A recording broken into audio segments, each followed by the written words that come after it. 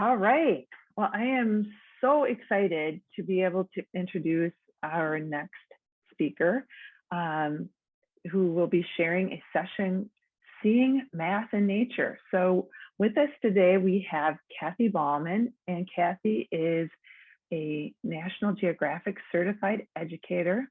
She is founder and educator for Educating Children Outdoors.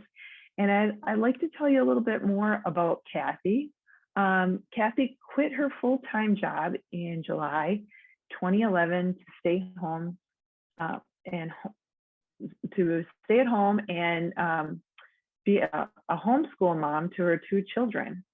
Besides being a busy mother, she's also a devoted wife, naturalist, chronic pain warrior, artist, wanderluster, writer, field trip expert, community science addict, homeschool group leader, literacy advocate, volunteer, and social media guru.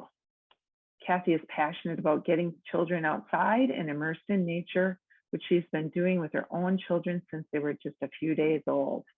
It is this passion that motivated her to create Educating Children Outdoors so that she could help ensure that all children have the opportunity to become immersed in nature and learn more about the natural world. In addition to being a Nat Geo certified educator, Kathy is an Arizona certified environmental educator, outdoor wildlife leader, conservation leader, certified phenology leader, president of the Maricopa County Parks Master Naturalist Chapter, secretary for the Native Plant Society, and soon to be vice president of the Desert Rivers Audubon. And she also serves on the Arizona Association for Environmental Education Professional Development Committee. Kathy has quite a few certifications, and I'm wondering that when she comes on, when I turn it over to her, if she'll also explain she is an epistemophile and has completed over 700 hours of training and professional development in subjects of science, environmental education, and outdoor education. And she has been a frequent participant in our campfire chats throughout the last year and a half. And I am just so excited to have Kathy here as a presenter. So will you all join me in welcoming Kathy? And Kathy, what is an epistemophile? Someone that just loves learning and wants to learn all the time. I actually discovered that word last year when I took my Arizona Environmental Educator certification. I never knew there was a word to describe somebody who just loves learning constantly. So,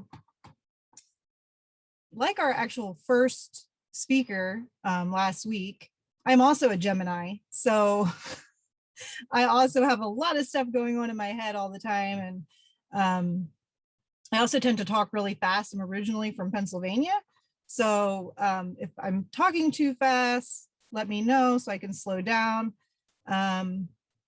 And so today I'm going to be presenting on seeing math in nature, which is something that I actually just got into last year. So Sandy already covered most of the about me stuff, but I am the owner and program director of Educating Children Outdoors. It's a 100% outdoor program, and we utilize public spaces. I actually expanded over the last year. So I offer programs in 3 different areas. I actually relocated in February so that I would be in between Tucson and Phoenix because I was driving to Tucson like all the time. So I actually now live in Casa Grande area. I originally started ECO in Atlanta, Georgia, and then we moved, actually tomorrow will be 3 years that we have been in Arizona. I mostly moved out here actually for my health is what brought us to Arizona. And I've been doing much better since we have been here. And so we are a cross-curricular program, very hands-on, lots of experiential activities. And we do preschool through 12th grade. So these are some of the programs we offer. We do mostly work with homeschool students right now. And then the pre-K, kindergarten, they're not always necessarily homeschoolers. Last year, though, we actually had a lot of public schoolers enrolling in the program. It's just once a week, or sorry, once every other week. So they were just, I guess, skipping school for the day and then would come to the program for 4 hours. So these are kind of how we break up the groups. We have pre-K through kindergarten, 1st through 3rd, a 3rd through 5th, a 6th through 9th, and a 9th through 12th. And so this year I'm actually running 5 programs. We're actually running 2 1st through 3rd grade programs.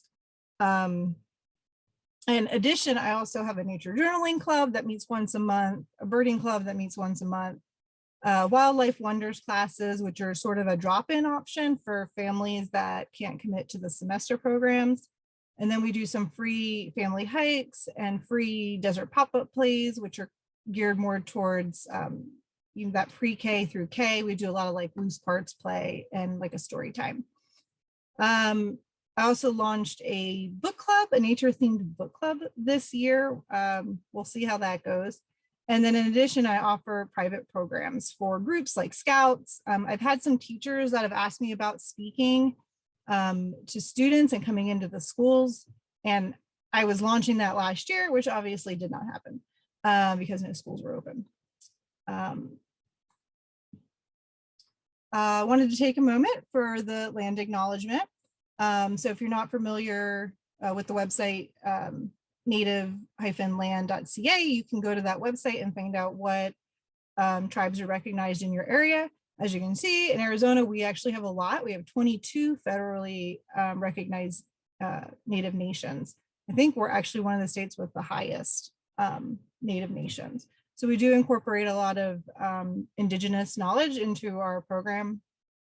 So you can put in the chat if you want what tribal lands you are on. So hopefully you guys are familiar with Menti, and I'm also going to be doing a Jamboard. So if you go to the website menti.com and put in this code, they're going to also put it in the chat for you. And what do you think about math? It's just a little poll. Either you love it, you hate it, or you're kind of in the middle. So, and I'm actually going to switch over to that. Oops.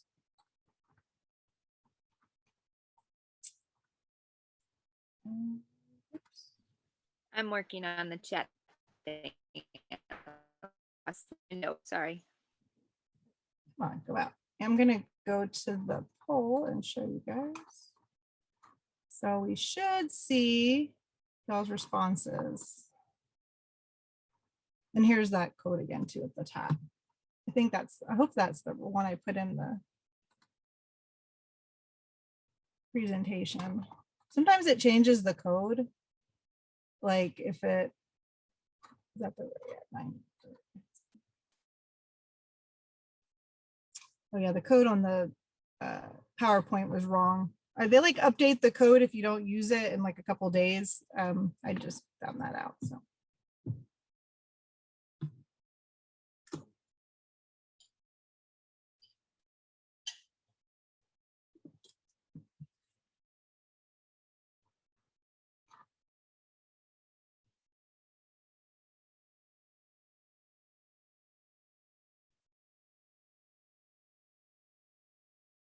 Wow, a lot of people love math. I'm actually surprised.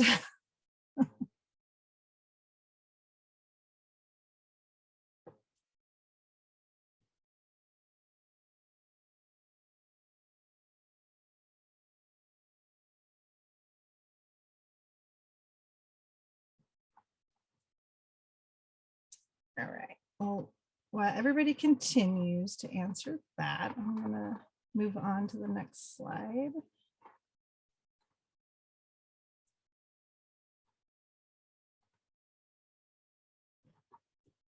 So I actually am not a fan of math. I hate it. it's like the one thing that I probably, as a homeschool mom, should be teaching my kids more than I do. But I actually discovered late in life that I'm dyslexic. So I didn't really know that when I was in school, and discovered later in life that I was dyslexic when I actually started working at a real estate office. I also worked in retail, and I hated running like the cash registers. And actually it was my husband who helped me discover that, because he's also dyslexic. So but I started getting more into math once I kind of discovered that it's all around us all the time in nature. It's also just part of our everyday life. So, you know, when you're cooking, you're using math. And so we kind of transition to more of that like practical math and the applications of it that we use every day. So nature is made up of all kinds of patterns. And these patterns are visible regularities of forms found in the natural world. And they can appear in different contexts, and they can be modeled mathematically. So if you think about different types of animals and the body coverings they have, you know, leaves, flowers, insects are all symmetrical, well, mostly symmetrical. The majority of the plants we have petals that follow arrangements of 2, 5, 8, 13, and so on. You know, we have tall trees, short trees, and different shapes. Apples are spheres, trees are cylinders. And I started thinking, you know, numbers are just another language to describe the world. So it's really no different than, you know, advocating for literacy. You're just advocating for these numbers and these relationships. A few notes before we dive in. There are some overlaps between concepts. So we're going to talk a little bit about pine cones, which actually are an example of a spiral and a tessellation. There's always exceptions to the rule, like everything. So, you know, those lucky 4-leaf clovers that you find. And I am not an expert in math. And we don't have enough time to dive into all of these and all the different applications. So hopefully this will spark some interest that you'll want to dig into it more. And there's like so much information on finding math in nature. And at the end, I'll share a resource document that I made that has a lot of books and websites and some videos to kind of get you started. So first, we're going to start simple. So just basic shapes. So, and 3D shapes to be exact. So a 3D shape, you can measure the length, the width, and the depth. And so everything generally we find in nature is this 3D. So cubes, spheres, cylinders, ovoids, cones, triangle prisms, and hexagonal pyramids. And these pictures, I have a lot of photos. And so this is just to show you, like, in my nature journaling class, I break things down by shapes. And yeah, so this is what the child saw in the shapes. And I just realized I totally forgot to share one of the slides, but I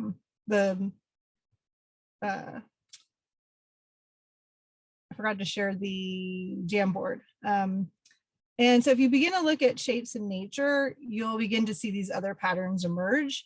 And then you can translate those into your 2D observations in your nature journals. So I'm going to go back real quick and do the Jamboard. I think I skipped that slide by accident. So if you go to this Jamboard, they'll put the link in the chat. And if you don't know how to use Jamboard, there's this little square sticky note.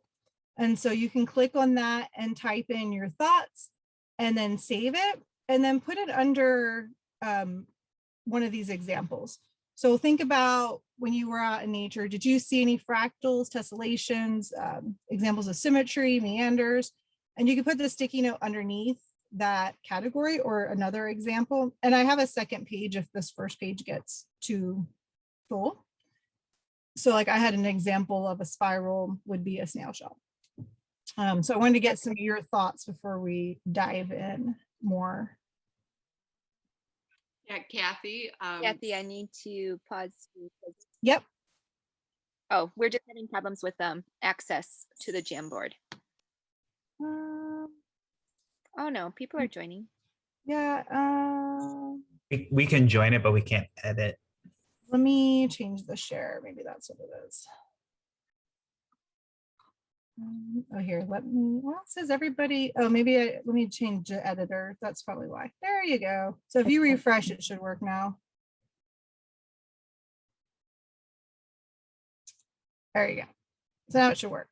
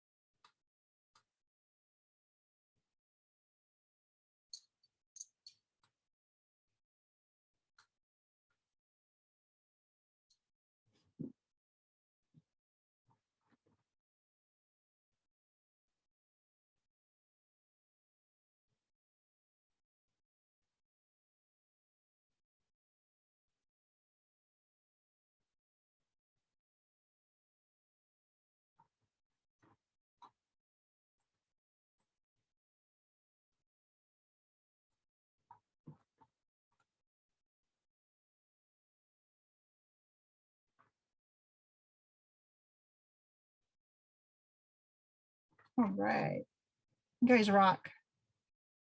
So we have a lot of good examples. Some of these we're actually gonna look at. All right, let me actually want to close this out.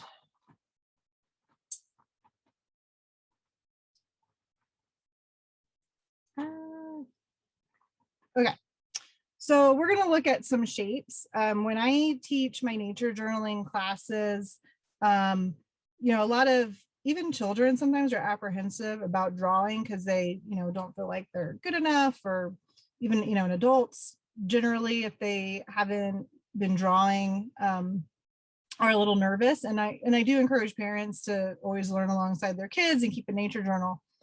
So here are a few different natural objects. And so in the chat, you can just put like A and what shapes you see, B, what shapes you see.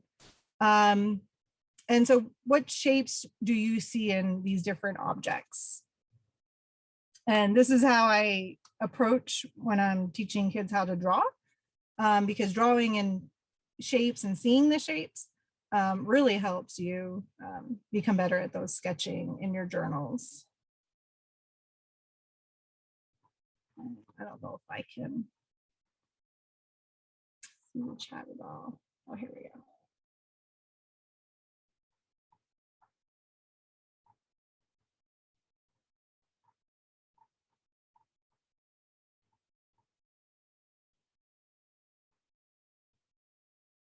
Nice.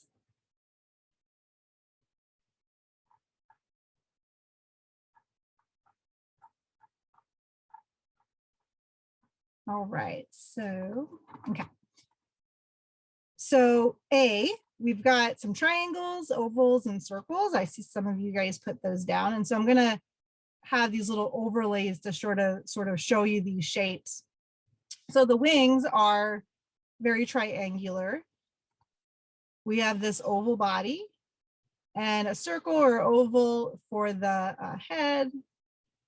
And then we sort of have these long skinny rectangles for the antennae. So if, when I'm teaching kids to draw, these are the shapes that I would have them utilize. And then, you know, you would erase your lines and fine tune and kind of merge those shapes together. And then B, we've got some ovals, circles, and these long skinny rectangles for the legs that are segmented. So here's sort of that overlay. I only have two, but we would have a third rectangle there. And then for this is, so the first one is a sphinx moth. This is a tarantula, obviously. This last one is actually an invasive plant that we have called stinknet, which is terrible. But the kids love it because of the little balls on the top. And so we've got some spheres, circles, and then these long skinny rectangles that they could draw. All right, so moving into tessellations. So these are patterns where a shape or a group of shapes is repeated over and over again, but they don't overlap, and there's no gaps between the shapes. So some examples are beehives, which is like the most perfect example of a tessellation. The scutes on a turtle shell, the scales on a reptile, dragonfly wings, lichen, even just the dry cracked dirt, giraffe spots, spores on a mushroom, bubbles and foam. So those are some of the examples of tessellating patterns. And so after we go over each math concept, I have some hands-on examples.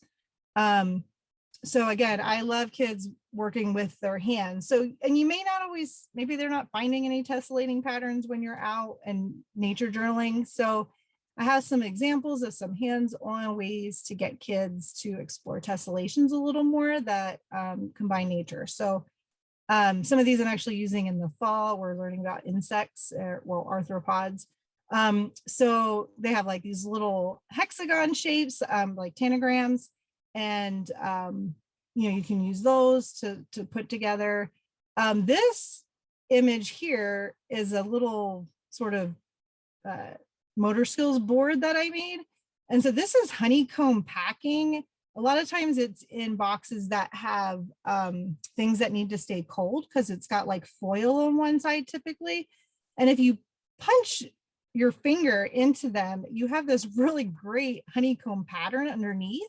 So I made this little beehive and bought these little wooden bees, and the pom-poms come off the flowers so they can bring the nectar back.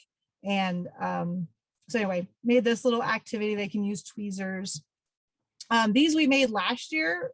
So I just got some snake sheds, which are really great at showing the tessellating patterns. Great place to buy snake sheds, by the way, Etsy. People sell their snake sheds. So if you don't have somewhere you can get them, that's a good place to source them. You guys probably have seen these. These are those, we've actually done them for turtles. But the really cool thing is once all the students weave them, you can put them together and make this really nice tessellating pattern. And then last year we also did Gila monsters. And so they have, you never seen a Gila monster, they have like these really cool bead-like skin. So we used some beans to put on this paper to show some of those patterns.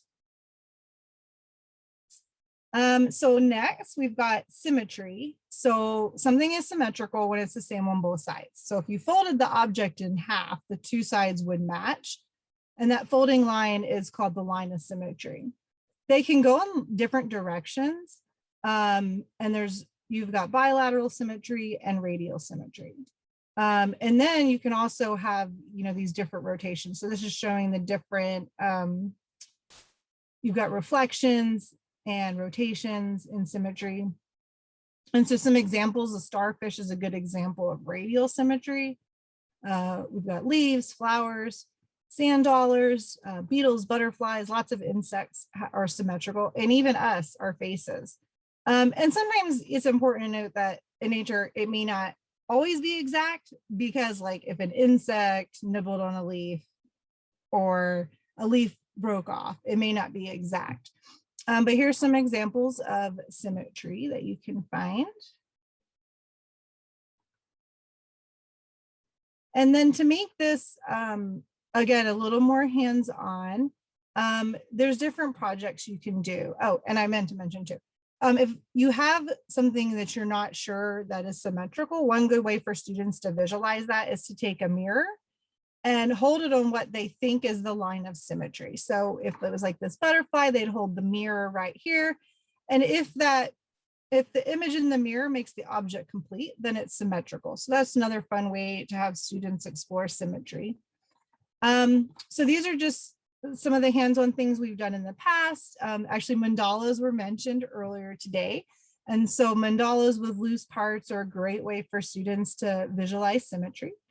My daughter, who actually, she's 15 and she's kind of outgrown my programs because she knows so much now. So she's actually going to be a teacher this in the fall. And so I put her to work, and she made these little felted butterflies that the students can put on felt boards and kind of mix and match the colors. This is an interesting project. I hope I can explain it. But basically you dip a piece of yarn in paint, and you stick it on the paper, and then you fold the paper in half, and you pull the yarn, like you want to keep a little bit, like an inch or so hanging off the paper. And with the paper still folded, you pull the yarn out, and it makes these really cool patterns. And they are really good examples of symmetry. I've actually used this when doing bats. So if you look really close, you know, they kind of look like a bat, or even maybe like a moth or a butterfly. So anyway, that's a really fun project. The kids love it. They want to do it like over and over and over again, because you get really just interesting patterns. And then this is leaf pounding. So the kids can get leaves and flowers and put it on some fabric, and you fold the fabric in half and pound it with like a little mallet. You can get some wooden mallets for younger kids. They don't hurt their fingers. And again, like students love that. They kept wanting to make them even when it was time to stop. So these are just some hands-on ways for exploring symmetry a little more. And then next we have fractals. Sorry, I'm looking at my notes too. So fractals are really interesting, and actually kind of a somewhat newer discovered concept. So they were named in actually 1975 by a guy, I may totally butcher this name, but Mandelbrot. And he noticed that there were similar patterns in some natural shapes, but a lot of other mathematicians and scientists thought that they were too messy to categorize or to use to think about the natural world. But he agreed that fractals were different from perfect shapes, and they didn't look like one another, but he saw what they did have in common. So that's kind of how fractals actually came to be considered a shape. So they're never-ending patterns that occur over and over again at different sizes and scales. The smaller parts of the fractal look like the whole, and they're always self-similar. So think about the easiest example is a tree.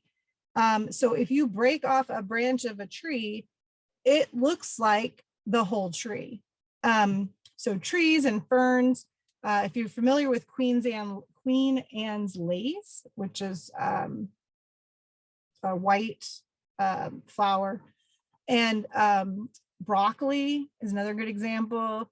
Lightning, crystals, leaf veins, our own lungs are fractals. Coastlines, rivers, and snowflakes. So here's some examples. This is an agave, actually might be, that's an agave or yucca. I think it's agave. And so if you break off a piece of, you know, this, it's going to look like the whole. So fractals are a lot of fun. And then hopefully this plays. Here's sort of an animation to show you the tree example. And I'm not going to have time to go into all the like angle stuff, but some trees, you can begin to measure these different angles, and you'll find that they're generally really similar. Not in all trees. Some trees show it better than others, but you can also incorporate that as well. And then here are some examples of exploring fractals in hands-on. So clouds, and I will say there's a lot of sort of controversy over whether clouds are fractals or not. There was a lot of articles that do say they are, and then there were some people that said they weren't. So there's a lot of some of these concepts, sometimes people don't all agree whether it is or isn't, but these are some snowflakes made with clothespins, and I use a lot of pasta and beans. I don't know why kids love them so much, but I use a lot of pasta and beans in a lot of things I do. You can make some rock candy. And All right. And so I saved the last two concepts for last because they're a little more complicated. And these are the two probably that I'd say like there's some controversy over and as well. And you'll find a lot of different information. People think different things. So spirals, the Fibonacci sequence, and the golden ratio. So the Fibonacci sequence is a fundamental law of mathematics, and it relates to spirals and some other patterns. It's also referred to as the golden ratio. So it's a math equation involving number sequences, and it works like this. So 0 plus 1 is 1. And then 1 plus 1 is 2. And then 1 plus the previous answer. So 1 plus 2 is 3. And you keep going on that pattern, and it continues. And so each number equals the sum of the previous two numbers. And that results in this sequence. And it does approximately, when you divide the larger numbers, equal 1.6, which is the golden ratio. So here's a nice sort of diagram showing that and how that correlates to this spiral. And there's a lot of places in nature where you can see spirals. And so if you look at this cacti up here, it has these spirals. The pine cone, and I have some animations on the next slide that'll help you visualize these a little more. The horns on a lot of animals, and then agave, and also aloe, a lot of desert plants actually. And so these animations hopefully will let you visualize that a little more. And so here's the pine cone. And it's showing you the two ways that there's a spiral. And so you'll see on one direction there's 8, and the other direction there's 13. And so if going back to that last slide, those two numbers, that 8 and that 13, are side by side. And then here's a pineapple, and you'll see pineapple is also a good tessellating pattern.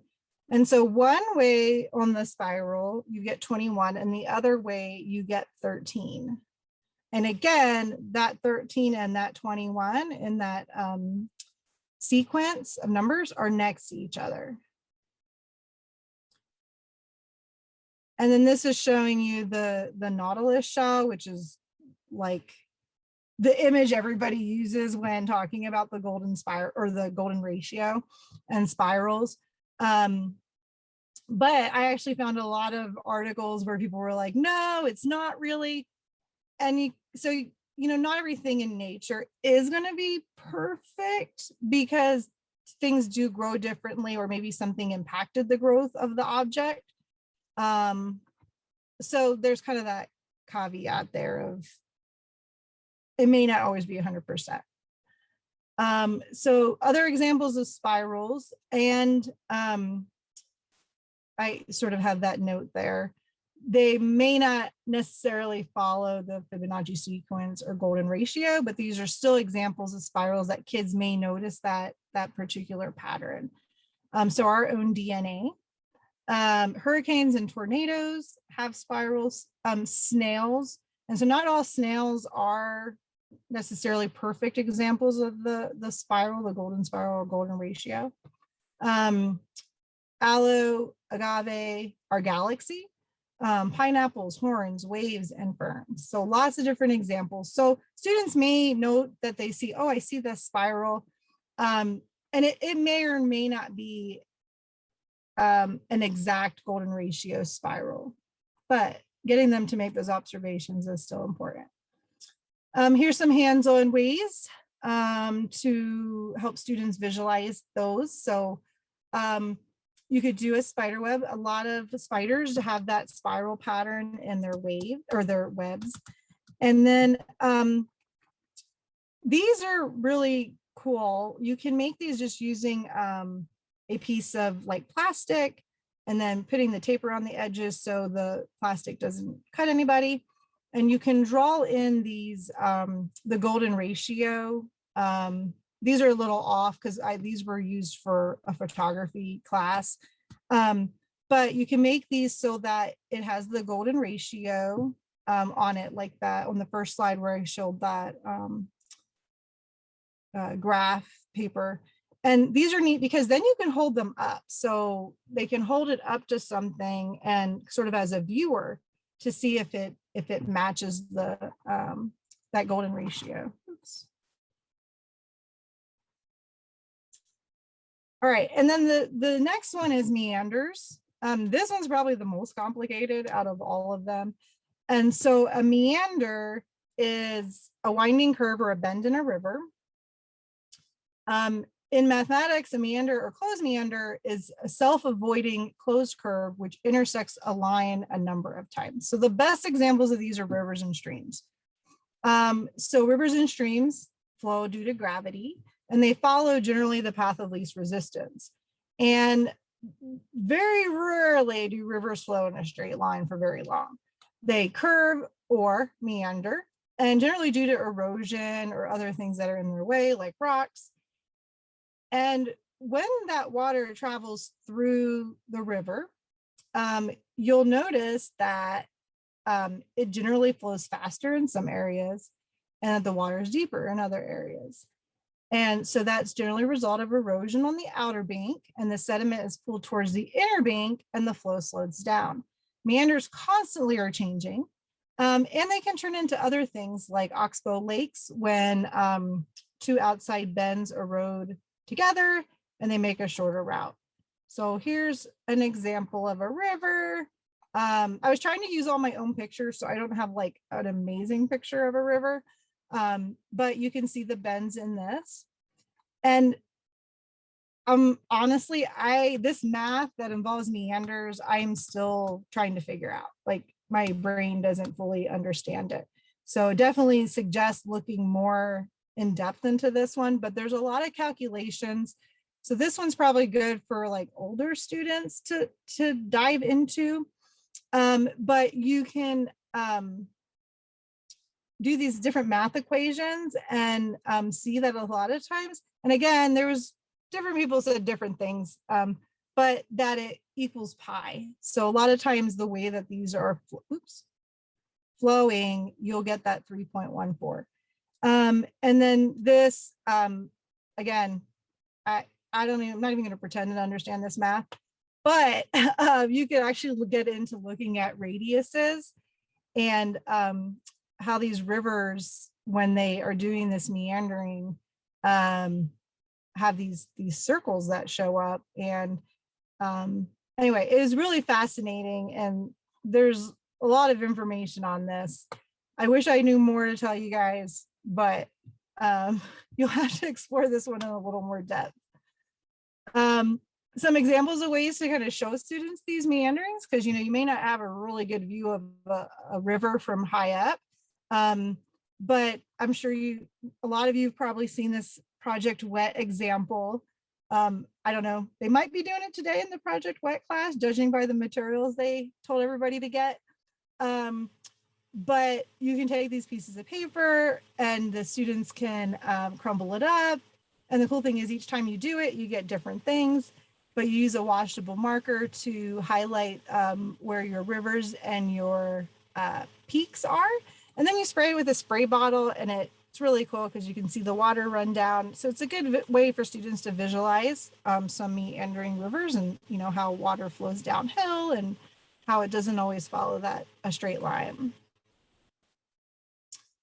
Some more ways to incorporate math into environmental education or nature journaling.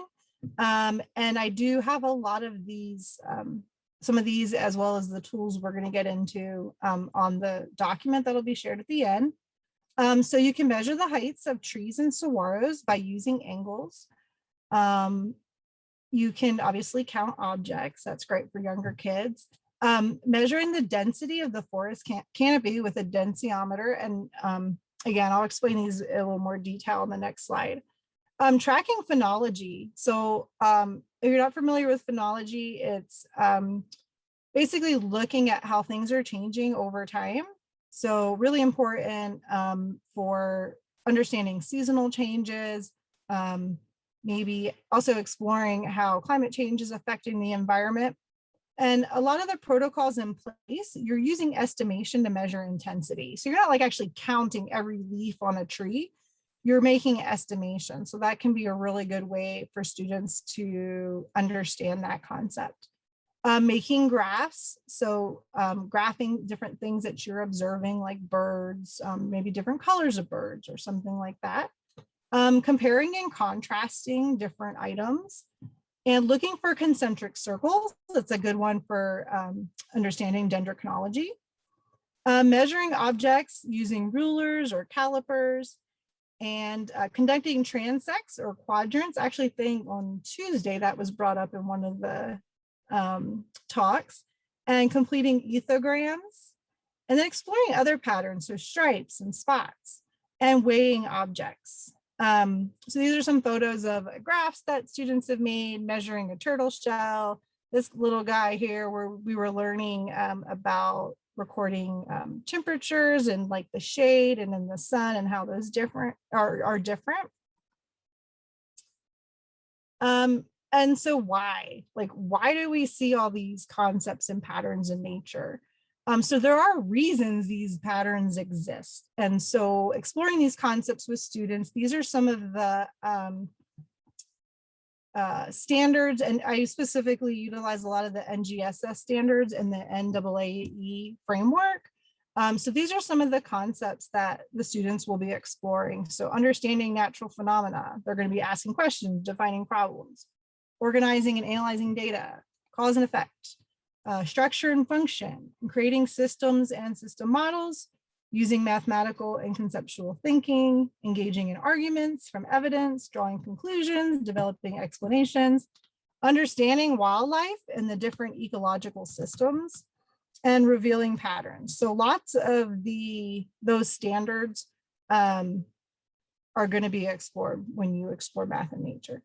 And then a good tip, which we've Field Adventures does a great job of explaining, is I notice I wonder, it reminds me prompts. So if you ever have students stuck on whatever they're exploring, using these prompts can help them figure out what they're looking at. And then these are some of the things, there's definitely a lot more, but these are some of the answers as to why. So why do we see these patterns in nature?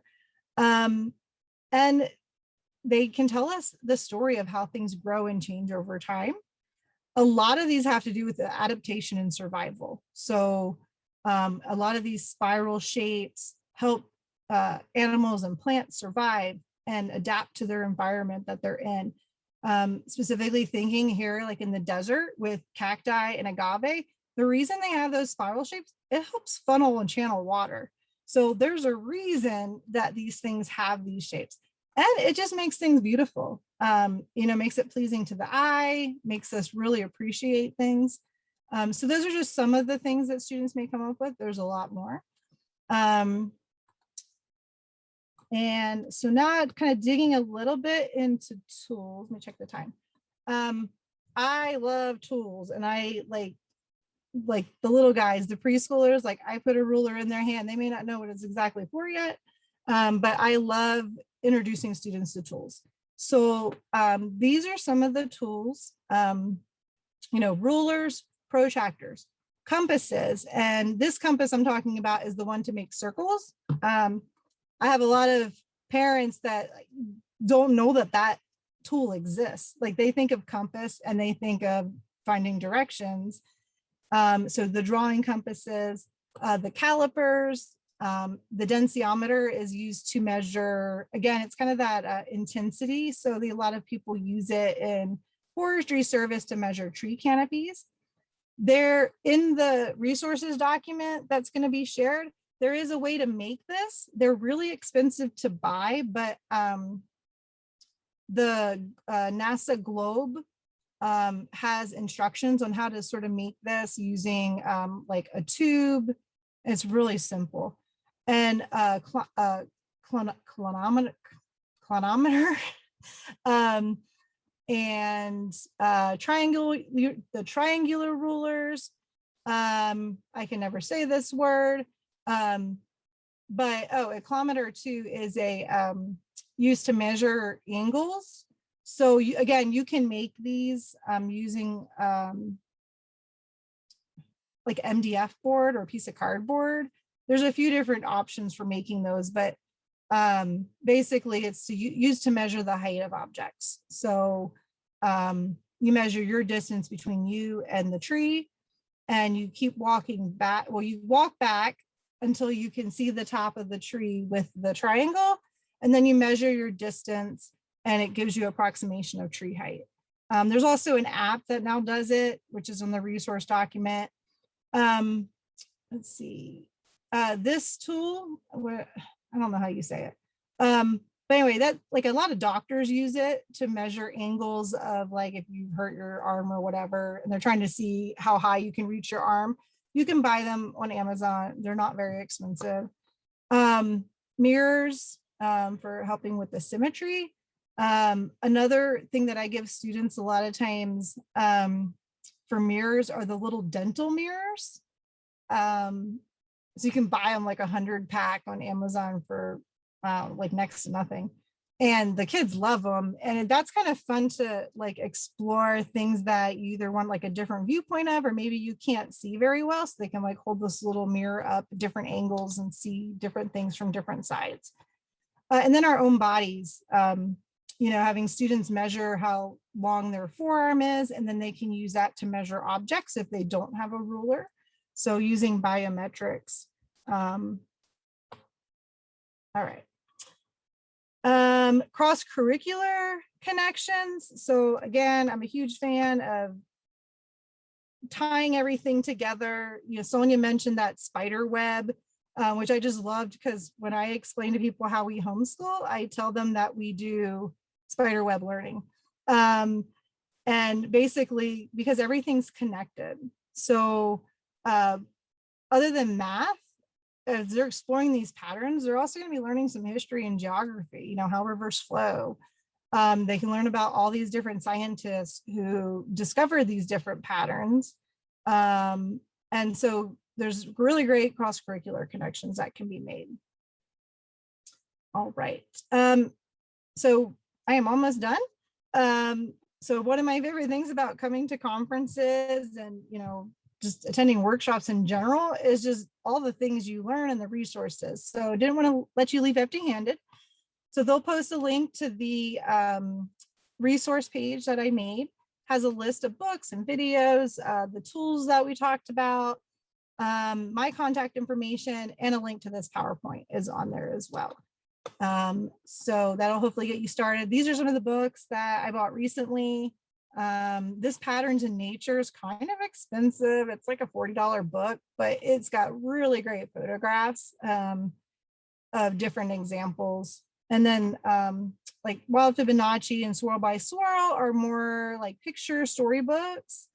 And Mysterious Patterns and Growing Patterns are kind of in between. They're kind of a story, maybe more for like that 3rd grade age, whereas the other two are more for like that preschool 1st grade age. These are just some more examples, student drawings that kind of showed some of these different things we talked about. So, you know, fractals and, you know, using those shapes, the spheres. And so I know we're running out of time, so you might have to do this during the break, but I wanted to encourage everybody to nature journal either an object that you brought, or you can use one of these pictures that I have. We may not have time because I want to ask some questions or see if anybody has any questions. So you can come back to this if you want. And then I have a link where I'd love to see your nature journal. So this is a Google photo album. If you want to upload a picture of your nature journal, I'd like to encourage you to do so that everybody can see it. And that is all I have. But yeah, I wanted to make sure we had time for any questions. And those are the credits. These are the credits and the links for some of those animated graphics that were shared.